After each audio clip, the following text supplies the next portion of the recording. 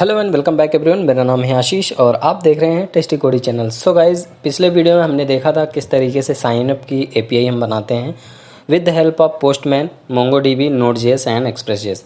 सो आज हम उसी एपीआई को अपने एंगुलर के साथ कंपेटेबल करने वाले हैं, साथ में जोड़ने वाले हैं, इंटरेक्शन बनाने वाले हैं। ठीक है, तो इस बीच में हमें किस चीज़ की ज़रूरत होती है, क्या क्या करना पड़ता है, कौन सा मिडलवेयर मुझे अभी और इंस्टॉल करना पड़ेगा, इन सारी चीज़ों का डिटेल आज हम देखने वाले हैं।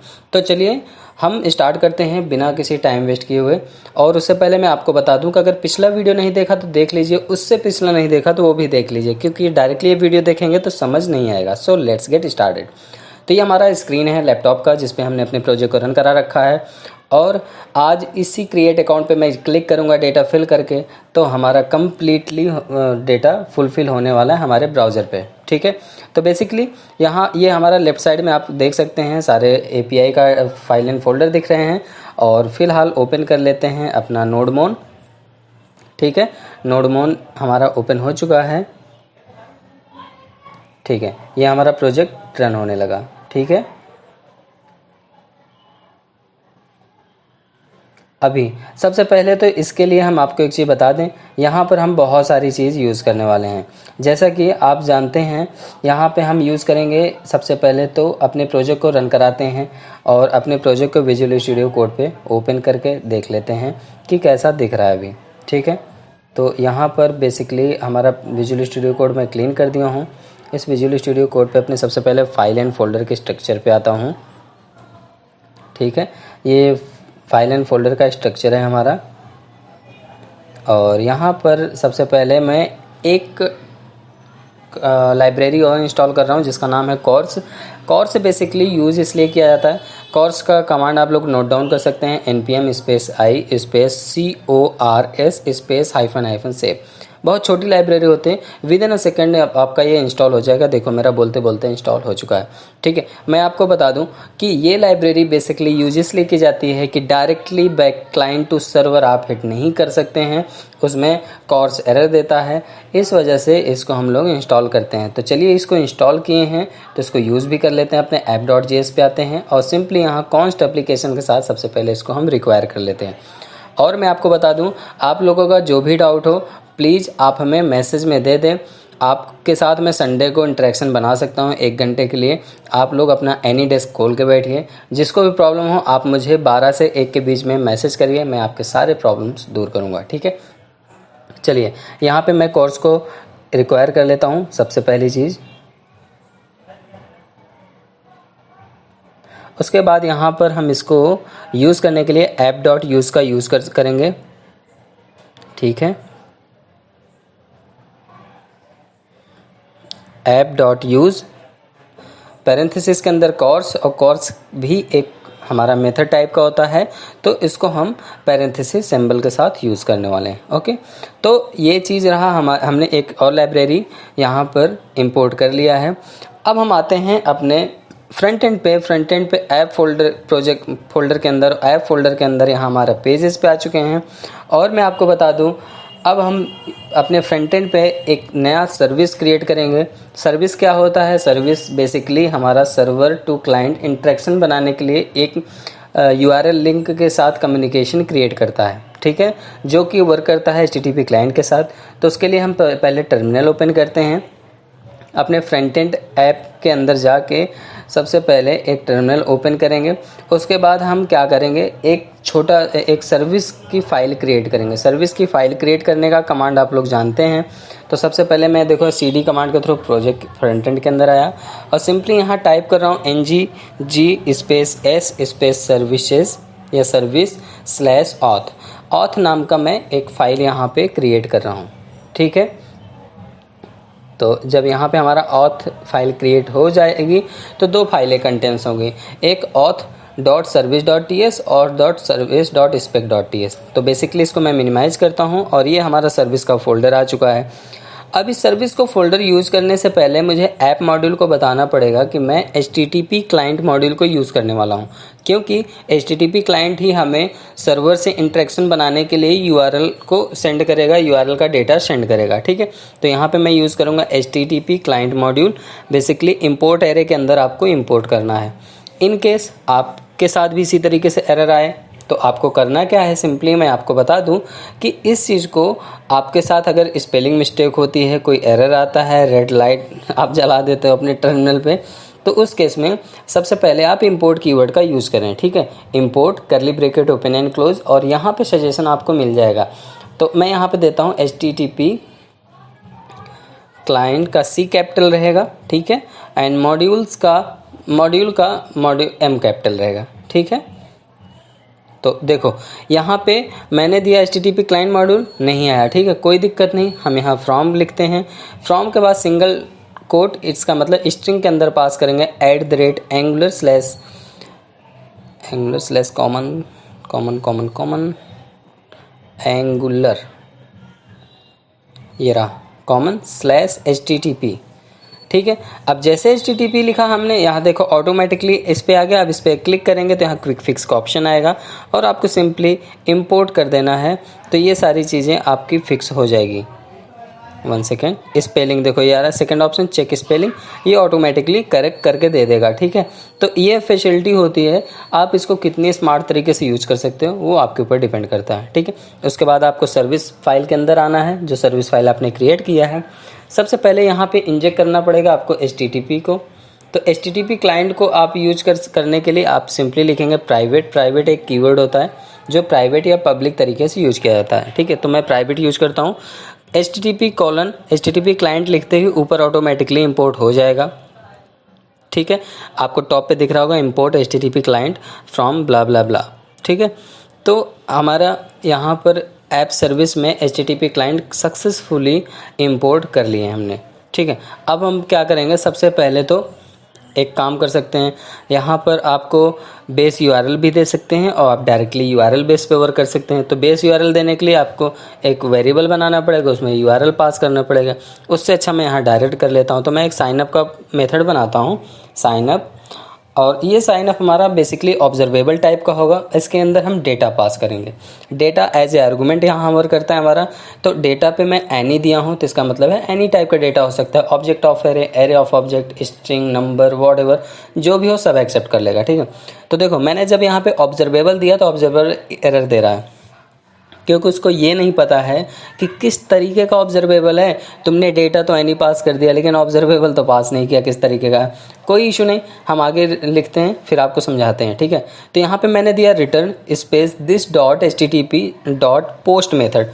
Well we are going to use post method क्योंकि हमको इंसर्ट करना है। ठीक है, तो इंसर्ट करने के लिए पोस्ट मेथड का यूज होता है।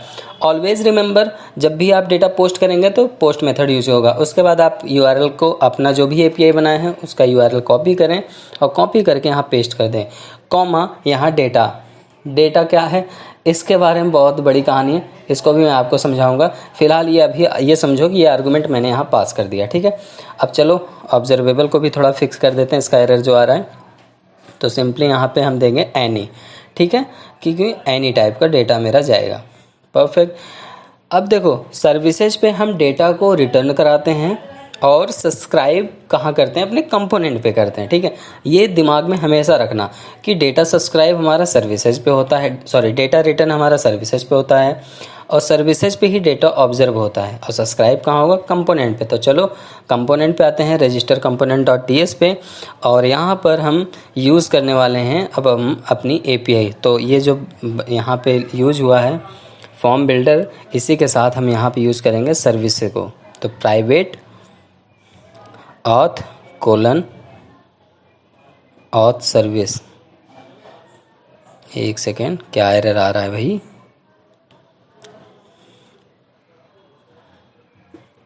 auth identify, 1 second, private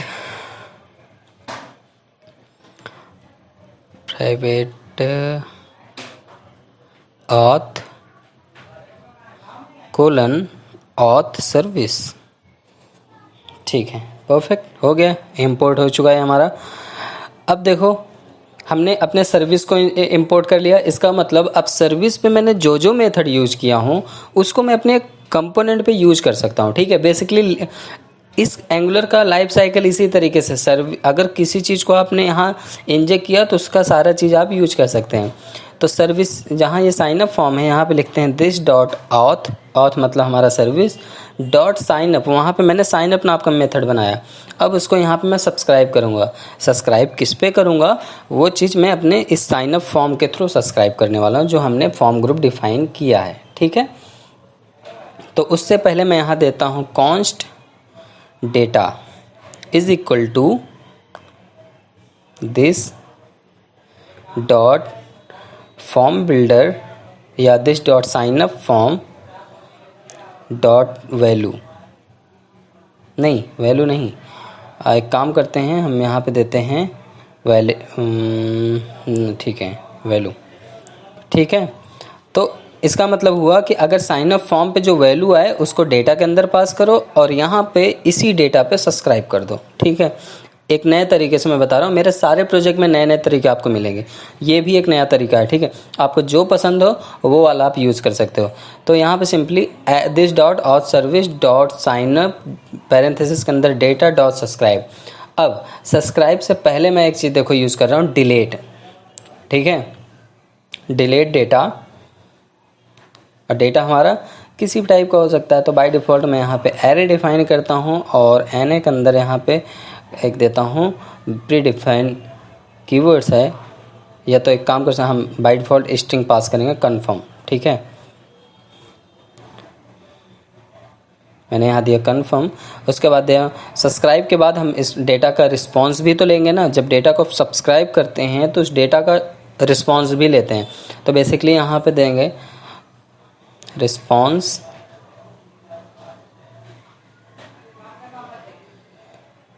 arrow back के साथ हम यहाँ पर कर्ली ब्रैकेट ओपन किया और यहाँ पे सिंपली मैं पास करने वाला हूँ अलर्ट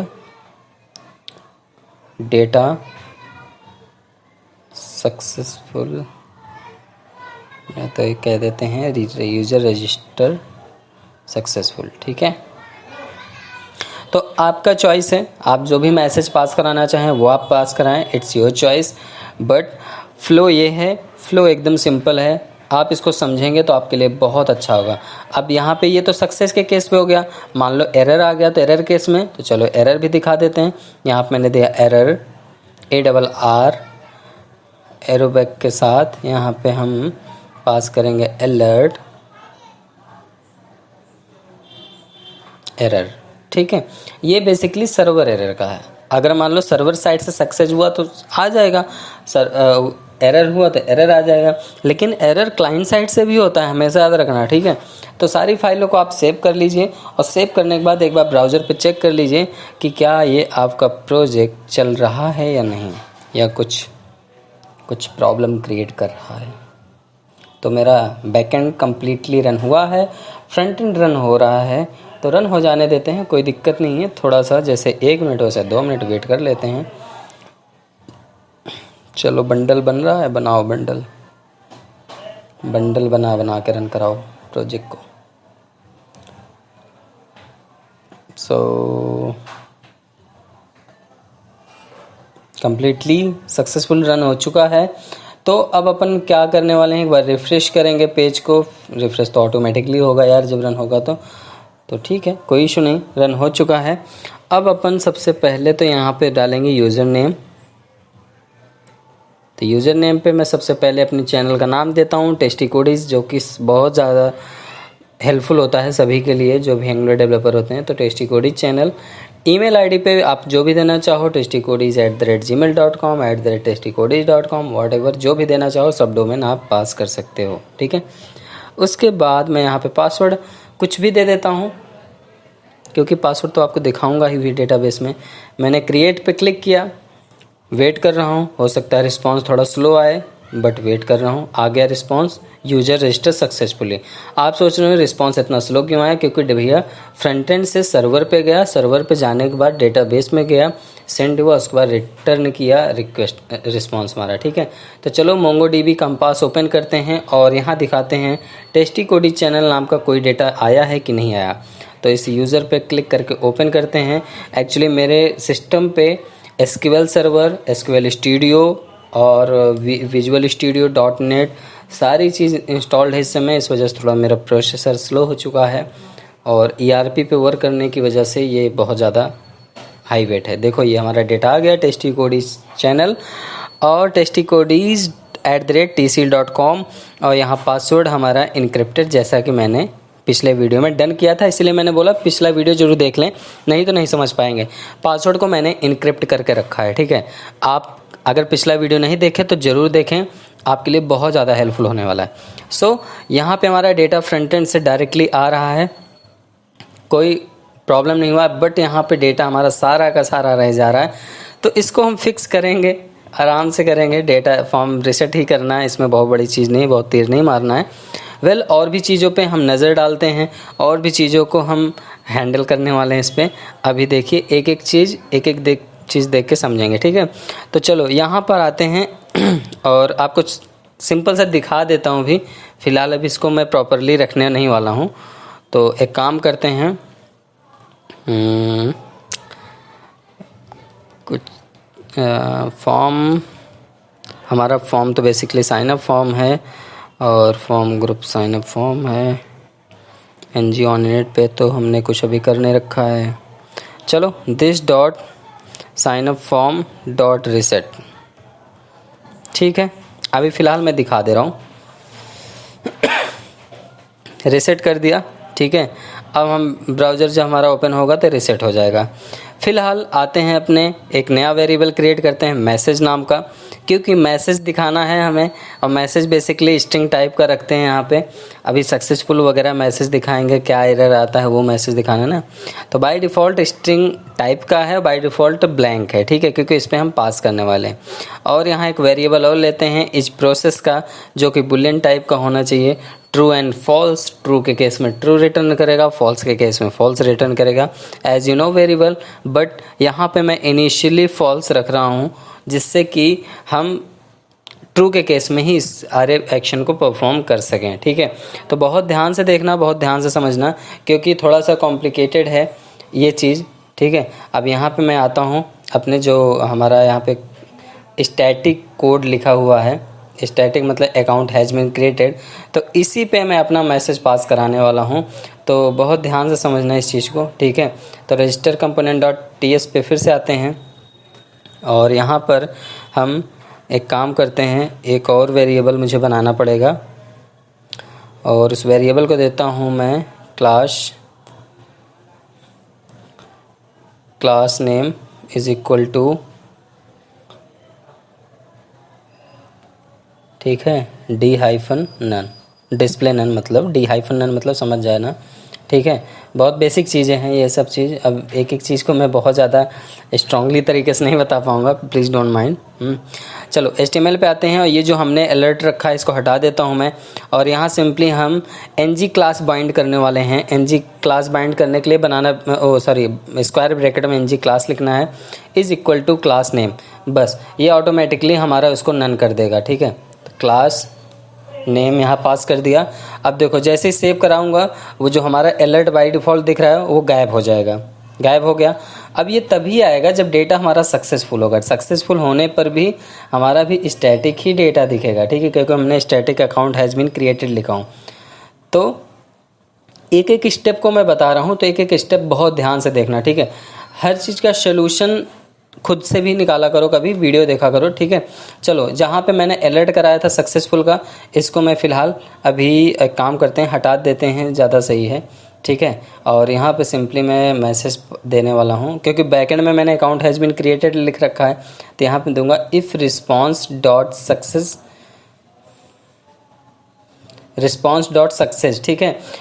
जब हमारा जो रिस्पांस होता है, रिस्पांस और रिक्वेस्ट मैंने दो चीज़ भेजा था कि सक्सेस आएगा तो 200 आएगा और फेल आएगा तो उस केस में भी हमने पास कराया था। तो यहाँ सक्सेस के केस में मैं प्रिंट करा रहा हूँ, if this dot response dot success है तो this dot is process is equal to false, ठीक है। प्रोसेसिंग जो हो रहा है हमारा उसको फॉल्स कर दो और ऊपर सबसे पहले ट्रू कर दो, जैसे ही साइन अप फॉर्म हो तो ट्रू हो जाए, ठीक है। अभी इसमें स्पैनर वगैरह ऐड करूँगा और भी चीज़, बहुत प्रोजेक्ट को काफ़ी लंबा बना दूंगा मैं, जो कि आपके लिए बहुत हेल्पफुल होगा, ठीक है। दिस डॉट मैसेज, अब मैसेज में मैं क्या प्रिंट कराऊंगा, account has been created, account has been created. ठीक है, तो बेसिकली यहाँ पे हमारा अकाउंट हैज़ बीन क्रिएटेड, ये मैसेज तैयार हो चुका है। वही सेम मैसेज जो फ्रंट एंड पे है, लेकिन अभी फ्रंट एंड वाला ही प्रिंट करेगा, ये नहीं करेगा। मैं आपको दिखाऊंगा। ठीक है, this dot class name is equal to alert. ठीक है, कि अलर्ट करना है यहाँ पे, अलर्ट, अलर्ट हाइफन सक्सेस, या हाँ सक्सेस ही रखते हैं, ग्रीन कलर से दिखेगा प्यारा सा। ठीक है, तो यहाँ पर मैं दे दिया, सेव कर दिया।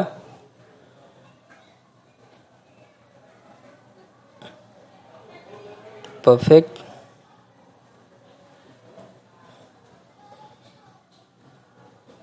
अब एक काम करते हैं, एरर के केस में दो तरीके के एरर, एक सर्वर एरर है, एक फ्रंट एंड से भी एरर हो सकता है। मैंने आपसे बोला था ना, तो एक काम कर लेते हैं हम यहाँ पर, फ़िलहाल इसको मैं रिमूव कर देता हूँ, because this is none of use. I think comment रखते हैं, बाद में जब ज़रूरत होगी इनेबल कर लेंगे। ठीक है, एल्स के केस में, ये तो सक्सेस का केस था, लेकिन एल्स के केस में भी सेम मैं कॉपी पेस्ट कर देता हूँ, बट यहाँ कुछ थोड़ा सा चेंज रहेगा। ठीक है, चेंज क्या रहेगा, आपका मैसेज में चेंज रहेगा। ठीक है, अकाउंट हैज़ बीन क्रिएटेड जो है सो तो है, ठीक है, लेकिन यहाँ पे सेकंड वाले पे, एल्स वाले केस में अकाउंट आपका क्रिएट नहीं करवाऊंगा। यहाँ पे मैं अलर्ट में दूसरा मैसेज होगा, और वो मैसेज होगा आपका रिस्पॉन्स, सॉरी एरर डॉट, एक सेकेंड, रिस्पॉन्स डॉट मैसेज। ठीक है, जो भी मैसेज आए सर्वर की तरफ से, मतलब आपके एपीआई की तरफ से, और यहाँ पे इसको डेंजर से कराऊंगा। एपीआई की तरफ से मैसेज क्या आ सकता है, सिंपल सा, सक्सेस जाएगा तो ऊपर वाला दिखेगा। डेंजर वाला मैं इसलिए करा रहा हूँ कि जब आपका डुप्लीकेट ईमेल, अगर सेम ईमेल बार बार लॉगिन करोगे तो बताएगा इनवैलिड ईमेल या डुप्लीकेट ईमेल ऑलरेडी एग्जिस्ट, तो वो मैसेज दिखाएगा। और थर्ड के केस में हमारा जो जैसे चल रहा है आप वैसे भी चला सकते हो, नहीं तो आप एक काम कर सकते हो, फिर वो इसी तरह पास करो, यहाँ पर रिस्पॉन्स नहीं, यहाँ एरर पास करा दो।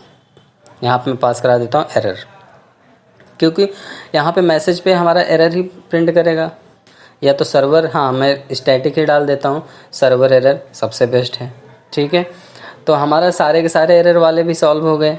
अब इसको मैं सेव कर देता हूँ।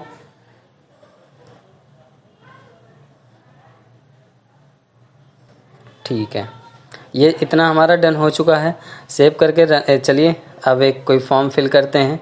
अगेन नया डेटा, आशु बाबा, और यहाँ पे देता हूँ आशु बाबा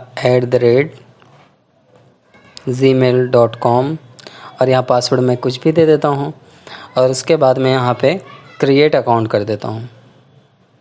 जैसे क्रिएट अकाउंट किया, देखो account has been created a गया, लेकिन ये स्टैटिक वाला पक्का आ रहा है 100% मैं कह सकता हूँ। लेकिन जब अगर सेकेंड टाइम पे इस, देखो HTML पे आया, ये देखो अकाउंट हैज़ बीन क्रिएटेड लिखा है ना, अभी वो हमारा सर्वर वाला नहीं रन कर रहा था। हम एक काम करते हैं, हम इसको हटा देते हैं, क्योंकि ये मुझे कंफ्यूज कर रहा है कि मेरा वाला मैसेज TS वाला आ रहा है कि HTML वाला आ रहा है। ये केस आपके साथ भी हो सकता है, तो प्लीज़ आप सिर्फ इतना हटा लेना। ठीक है, इतना हटाने के बाद यहाँ इंटरपोलेट करा लेना अपने मैसेज को, और मैसेज को इंटरपोलेट कराने के बाद तब आप चेक करना कि क्या सेम मैसेज तब भी आ रहा है। अगर आता है तो फिर सही है, अच्छी बात है, नहीं आता तो कोई बात नहीं है। ठीक है, तो यहाँ पर हमने इसको क्लोज़ किया। अब फिर से एक नया फॉर्म बना रहे हैं, और यहाँ देते हैं बाबा @domain.com, और यहाँ पे पासवर्ड मैं पास कर दे रहा हूँ कुछ भी। सेव करता हूँ, अकाउंट हैज़ बीन क्रिएटेड। अब हमारा TS वाला कोड आ रहा है। ठीक है, दोबारा मैं क्लिक करता हूँ तो देखो एरर वाला message, email is already exist. इसका मतलब अब हमारा TS का कोड सारा प्रॉपरली वर्क कर रहा है, परफॉर्म हो रहा है, हमारा बैक टर्मिनल पे भी कोई एरर नहीं है। तो ये सारा का सारा कंप्लीट हो चुका है। हम डेटाबेस पे भी डेटा दिखा देते हैं आपको। एक बार रिलोड करते हैं इसको। मैं रिलोड किया, देखो आशु नाम से आ गया है, asu@gmail.com। ठीक है, सारा का सारा फिर से एक बार फेच कर लिया मैं डेटा, ये रहा आशु बाबा। ठीक है, तो आशु बाबा भी आ गया, बाबा भी आ गया। सो ये एकदम सिंपल प्रोसेस रहा। आज के इस वीडियो का। मिलते हैं नेक्स्ट वीडियो में, तब तक के लिए बाय बाय। कोई भी प्रॉब्लम हो तो कमेंट ज़रूर करें, वीडियो कैसा लगे ज़रूर बताएं। मिलते हैं नेक्स्ट वीडियो में, तब तक के लिए बाय बाय।